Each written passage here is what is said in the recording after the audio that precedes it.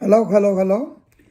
आज संडे की मॉर्निंग है और मैं Krishna Gupta New York medical college के प्रोफेसर के रोल से मैं न्यूयॉर्क से आपसे आज बात करने के लिए हाजिर हुआ हूँ मैं।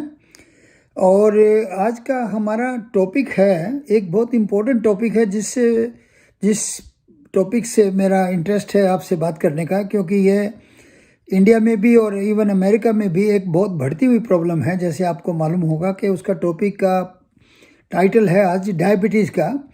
लेकिन इससे पहले कि मैं ये डायबिटीज़ के टॉपिक से की चर्चा करूं आपसे, कुछ शब्द मैं आपको अपने यंगर ब्रदर सुरेश गुप्ता के बारे में बोलना चाह रहा हूं मैं आपसे।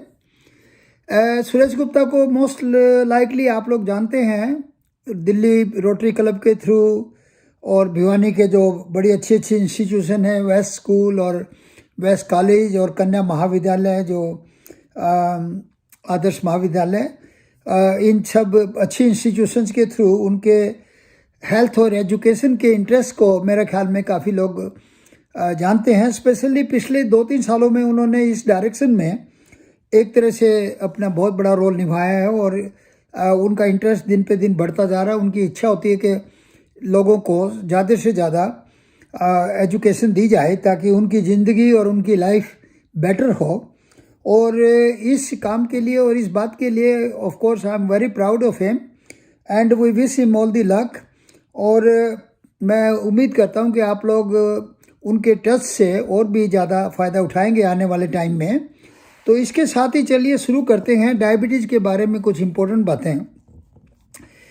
तो पहली बात तो ये है कि डायबिटीज़ एक ऐसी प्रॉब्लम है जो कि एक क्रोनिक इलनेस है। ये एक बार आ जाती है तो वो जाती नहीं है, ये समझिए आप। डायबिटीज़ ऐसी एक प्रॉब्लम का नाम है। ब्लड शुगर का हाई होना डायबिटीज़ का पार्ट है। और जैसे जैसे बढ़ते हैं हम एज में, तो ये समझिए कि जो पैनक्रियाज का जो ग्लैंड है बॉडी के अंदर, उसमें इंसुलिन सिक्रेट होती है। वो धीरे धीरे इंसुलिन कम होती जाती है और बॉडी में फिर इंसुलिन जब होती है तो क्या करती है कि इंसुलिन जो भी हम कुछ खाते हैं उसका जो बॉडी में जाके ग्लूकोज बन जाता है, उस ग्लूकोज को बॉडी सेल के अंदर लेके जाती है। अगर इंसुलिन की कमी हो जाए या कि इंसुलिन अपना काम करना ठीक से बंद कर दे, तो वो बॉडी का ग्लूकोज सेल में ना जाने की बजाय बॉडी के अंदर, वो ब्लड के अंदर घूमता रहता है। और उससे क्या होता है कि ब्लड शुगर आपका नंबर जो देखते हैं वो ब्लड शुगर आपका 160, 180, 200, 250 ऐसे नंबर आ जाता है। क्योंकि वो जो शुगर थी ब्लड में, वो उसको इंसुलिन की प्रॉब्लम होने की वजह से वो सेल के अंदर नहीं जा पाई वो। तो ये एक जो बेसिक बात समझने की कि ये बात क्या है, हो क्या रहा है डायबिटीज़ में। कुछ याद रखें कि एक दो तरह की डायबिटीज़ को हम बात करते हैं हम लोग। एक टाइप 1 डायबिटीज़ है जो यूजुअली बच्चों में होती है और उसमें इंसुलिन टोटली नहीं होती है बॉडी के अंदर। लेकिन आज हमारा टॉपिक है टाइप 2 टाइप की डायबिटीज़ करने की बात करने का, क्योंकि टाइप 2 ऐसी चीज़ है जो अडल्ट की डायबिटीज़ है और जो ये देखने में आता है कि करीबन 1 in 10, हर 10th आदमी को अमेरिका में डायबिटीज़ है आज के दिन। आप चाहेंगे इंडिया का नंबर भी लाखों में है। और आप यही सोच के चले कि अगर आपके रूम में 100 लोग बैठे हैं तो कम से कम 10 लोग डायबिटीज़ के पीड़ित हैं उस टाइम में। एक दूसरी बात और जान जाएं कि एक डायबिटीज़ से पहले एक प्रॉब्लम और है जो कि उसको हम प्री डायबिटीज़ बोलते हैं। वो डायबिटीज़ नहीं हुई है लेकिन प्री डायबिटिक है वो पर्सन। और प्री डायबिटीज़ तो बहुत ही ज़्यादा कॉमन है। 1 in 3 अडल्ट को प्री डायबिटीज़ है। प्री डायबिटीज़ यानी कि ये समझें कि ये लोग पिछले आगे 5-7-10 साल में प्री डायबिटीज़ से हटकर वो डायबिटिक बन जाएंगे, उनको डायबिटीज़ हो जाएगी। तो प्री डायबिटीज़ एक अलग प्रॉब्लम है। प्री डायबिटीज़ के टाइम में अगर आपने जान लिया कि आपको प्री डायबिटीज़ है तो यस, आप उसके बारे में कुछ कर सकते हैं। जैसे मैं अगले कुछ मिनट्स में बात करूंगा आपसे। वो स्टेप अगर आप लेंगे तो जो प्री डायबिटिक पर्सन है उसको डायबिटिक बनने बचा सकते हैं हम उसको। 80% लोग जो हैं करीबन 8-10 साल में प्री डायबिटीज़ से डायबिटीज़ में आ जाते हैं।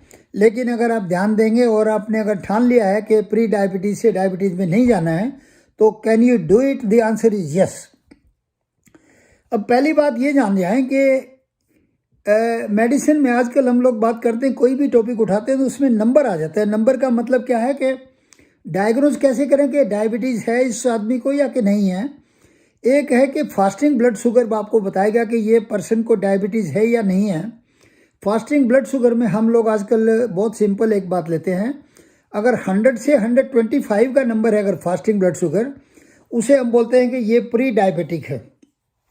और 126 से अगर ऊपर नंबर आता है तो इसका मतलब डायबिटीज़ है उस पर्सन को। यूजुअली आर्ग्यू करते हैं हम कि ये टेस्ट 2 बार होना चाहिए शुरू में, क्योंकि एक सिंगल टेस्ट में कई बार प्रॉब्लम आ सकती है, कन्फ्यूज़न हो सकता है।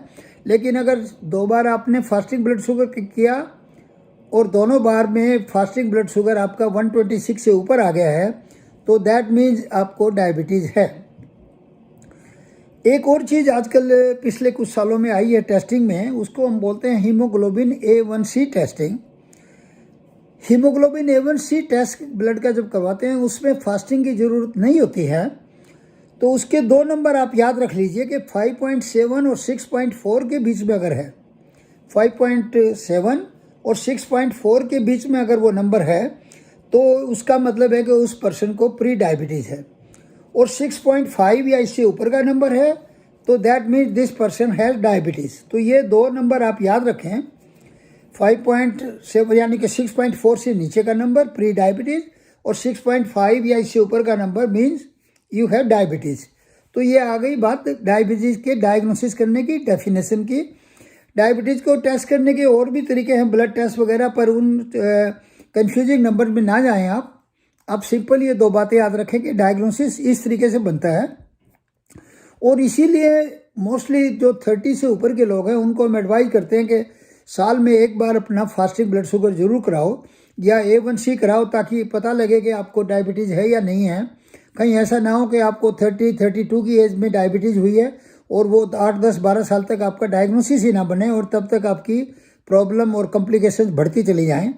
तो प्लीज़ उससे बचने के लिए 30 के बाद में every year you must have 1 blood test to find out कि आपको डायबिटीज़ कहीं है तो नहीं। अब आप ये देखें कि डायबिटीज़ किन लोगों को ज़्यादा होती है, थोड़ा सा इस बात पे चर्चा करते हैं। एक तो ये चीज़ है कि जेनेटिक्स का बहुत बड़ा रोल है। अगर किसी के पेरेंट्स को डायबिटीज़ थी तो बहुत हाई चांसेस हैं कि उस आदमी को, उस लड़के को, उस लड़की को डायबिटीज़ हो जाएगी। ओबेसिटी एक बहुत बड़ी प्रॉब्लम है। जिन लोगों का वेट ज़्यादा होता है वो हाई रिस्क पर होते हैं डायबिटीज़ का।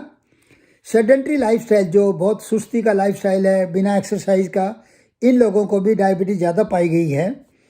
जो कोलेस्ट्रॉल में अगर जिन लोगों का ट्राइग्लिसराइड ज़्यादा होता है और या कि HDL कम होता है, 2 बातें याद रखें, HDL का कम होना और ट्राइग्लिसराइड ज़्यादा होना, ऐसे लोगों को भी डायबिटीज़ ज़्यादा पाया गया है। हाइपरटेंशन वाले लोगों को भी डायबिटीज़ का परसेंटेज ज़्यादा है। एक्सरसाइज ना करना, जैसे मैंने आपको बताया, स्मोकिंग करने वाले लोग हैं उनको भी डायबिटीज़ की परसेंटेज उनकी भी बढ़ जाती है। तो ये जो 5-7 जो कारण हैं, इनकी वजह से डायबिटीज़ का होना ये नेचुरल बात है। तो इसलिए ज़्यादा सरप्राइज़ की बात नहीं। इनको हम मेडिकल लैंग्वेज में इनको रिस्क फैक्टर बोल देते हैं कि ये रिस्क फैक्टर ऐसे हैं जो आपकी डायबिटीज़ की परसेंटेज को बढ़ा देते हैं और रिस्क को बढ़ा देते हैं और आपको 40, 50, 60, 65 के आसपास में पहुँचते डायबिटीज़ आपको हो जाती है। क्योंकि याद रखें कि पैनक्रियाज में जो इंसुलिन थी स्टोर, वो धीरे धीरे इंसुलिन कम होती जाती है पैनक्रियाज की। जैसे एक बार पैनक्रियाज में इंसुलिन 50% से भी अगर कम हो गया उसका स्टोर, तो ये समझिए कि आपको डायबिटीज़ की आपकी आशंका हो गई, आपको डायबिटीज़ होने के बहुत हाई चांसेस हो गए हैं। अब आप ये बात सवाल पैदा करेंगे कि इसके सिम्टम क्या हैं, कैसे पता लगेगा सिम्टम से कि डायबिटीज़ वाले पेशेंट्स को क्या सिम्टम होते हैं। याद रखें कि मोस्टली सिम्टम्स डायबिटीज़ के बहुत कम लोगों को, काफ़ी लोग ऐसे होते हैं जिनको कोई सिम्टम नहीं होता। बहुत मामूली थकान हुई, मामूली पेशाब ज़्यादा आ गया, थोड़ी प्यास ज़्यादा लगी, थोड़ी भूख ज़्यादा लगी, तो उनको आइडिया नहीं होता कि मुझे डायबिटीज़ हो सकती है। लेकिन ये याद रखें कि अगर बहुत बार आपको यूरिन जाना पड़ता है, बहुत बार आपको अगर पानी पीना पड़ता है, बहुत आपको प्यास लगती है और उसके बाद भी आपका वज़न भी मान लीजिए कि कम होता जा रहा है, थकान, फटीग जो होती है, आपको बार बार आपको सारा दिन शाम को 7-8 बजे की बजाय दिन में 3-4 बजे आपको लगता है कि थक गए हैं, बॉडी थक गई है, विजन की प्रॉब्लम, आंखों से दिखाई देने में, या कि आपका चश्मे का नंबर लगता है बार बार चेंज कराना पड़ रहा है। एक और चीज़ है कि फ्रीक्वेंट इन्फेक्शन, जैसे कोई कोई है ना, कोई आपको यहाँ पे स्किन की इन्फेक्शन हो गई, किसी और बॉडी के पार्ट पे इन्फेक्शन हो गई, कोई आपको छोटी चोट लगी, वो चोट को हीलिंग नहीं हो पा रही है वुंड की, ये सारी चीज़ें शक पैदा करती हैं कि ये शायद से आपको डायबिटीज़ का प्रॉब्लम आपकी आ गई है। अब आप ये थोड़ा सा याद रखें कि डायबिटीज़ के बारे में हम इतना वरिड क्यों हैं, क्योंकि कॉम्प्लिकेशन जो है वो बहुत बड़ी प्रॉब्लम है। आइज में प्रॉब्लम है, कैटरेक्ट बढ़ जाता है, रेटिनोपैथी जिसको बोलते हैं वो हो जाती है, विजन कम हो जाता है लोगों का, चश्मे का नंबर बार बार चेंज हो रहा है, तो ये आई की कॉम्प्लिकेशन होना बहुत बड़ी प्रॉब्लम है। किडनी की प्रॉब्लम, किडनी फेल हो जाती है धीरे धीरे डायबिटीज़ से, स्पेशली अगर कंट्रोल नहीं है डायबिटीज़ का तो किडनी का फेल होना बहुत नॉर्मल बात है। उसके साथ में आप याद रखें न्यूरोपैथी, जो नर्व की जो आपको होती है कि झंझनाहट हो रही है नर्व में, पैर में, हाथ पांव सो गए, ये भी इंडिकेशन करता है कि कहीं कॉम्प्लिकेशन हो चुकी है आपको डायबिटीज़ की। हार्ट की प्रॉब्लम बहुत कॉमन है। हार्ट की प्रॉब्लम में हार्ट की आर्टरी को नैरोइंग होना और एंजाइना होना, चेस्ट पेन हो जाना, या कि हार्ट फेलियर हो जाना, या कि हार्ट अटैक हो जाना सडनली, ये सारी कॉम्प्लिकेशन डायबिटीज़ से जुड़ी हुई हैं। स्पेशली अगर डायबिटीज़ कंट्रोल में नहीं है तो ये बहुत बड़ा मेजर प्रॉब्लम है। और याद रखें कि डायबिटीज़ से करीबन 2 to 4 टाइम ज़्यादा हार्ट की प्रॉब्लम हो जाती है लोगों को, ऐसे ही किडनी फेलियर हो जाता है, और प्री मेच्योर डेथ का जो है वो मैंने शायद से पहले आपको कहीं जिक्र किया किसी और वीडियो में, 3, 4, 5, 7 साल ज़िंदगी के आपके कम होना डायबिटीज़ से, स्पेशली अगर डायबिटीज़ कंट्रोल में नहीं है। और A1C आपका जो फ्रीक्वेंटली कराते हैं आप, एक बार डायबिटीज़ होती है तो हम उन्हें एडवाइस करते हैं कि A1C को चेक कराएं। मैं अगले वीडियो में आपको बताऊंगा कि A1C आपका कितना होना चाहिए जब डायबिटीज़ है आपको। ब्रॉडली स्पीकिंग आपका A1C 7 का नंबर है, उससे कम होना चाहिए। अगर आपका नंबर 8, 9, 10 है, दैट मीन्स कि आपकी डायबिटीज़ कंट्रोल नहीं है। थोड़ा सा जल्दी से आपको ये बता दें कि लाइफस्टाइल की चेंजेस का एक सवाल पैदा होता है, तो लाइफस्टाइल में क्या चेंजेस करेंगे जिससे डायबिटीज़ कुछ बेटर हो जाए। वेट कंट्रोल करना बहुत ज़रूरी है। डाइट चेंज करें अपनी डाइट पे, मैं अगले वीडियो में आपको पूरा और डाइट पे ध्यान देंगे, हम क्या डाइट करनी चाहिए क्या नहीं करनी चाहिए। एक्सरसाइज को बढ़ाएं, वेट को कंट्रोल करें। ड्रिंक्स अप जो लेते हैं आप, कोई फ्रूट जूस वगैरह है या जो शुगर के ड्रिंक्स हैं या शुगर वाले फ्रूट्स हैं, उससे दूर हो जाएं। अपना स्ट्रेस लेवल कम करें, कोशिश करें, रिलैक्स लाइफस्टाइल को लेके आएँ। और स्लीपिंग अपनी आप कम से कम 6-7 घंटे की स्लीप डेली में रखें। ये तो जो बातें हैं ये हैं विदाउट मेडिसिन कैसे कंट्रोल करें डायबिटीज़ को। उसके बाद में पार्ट 2, पार्ट 3 में मैं आपसे मेडिसिन की भी बातें लेके आऊँगा। अगले वीडियो में मैं कोशिश करूँगा आपसे डिस्कस करने की कि आपकी जो रेगुलर डाइट है उसमें क्या चेंज करें ताकि डायबिटीज़ को कंट्रोल कर पाएँ, क्योंकि डायबिटीज़ के कंट्रोल में डाइट का बहुत बड़ा रोल है। और कार्बोहाइड्रेट को कम कैसे करें, क्या फ्रूट्स खा सकते हैं, क्या वेजिटेबल अच्छे हैं आपको, आपकी लाइफ में डेली ड्रिंक्स पी सकते हैं, क्या कर सकते हैं, ये जो सारी बातें हैं। अगर आप पार्टीज़ में जाते हैं या कि इंडिया में, आपको पता है कि दिल्ली से अगर आप बिलोंग करते हैं तो कौन है जिसको हल्दीराम का नहीं पता है। हल्दीराम की मिठाइयों से, नमकीन से, समोसा, कचौड़ी, उससे कैसे बचें ताकि आपकी डायबिटीज़ कंट्रोल में आए।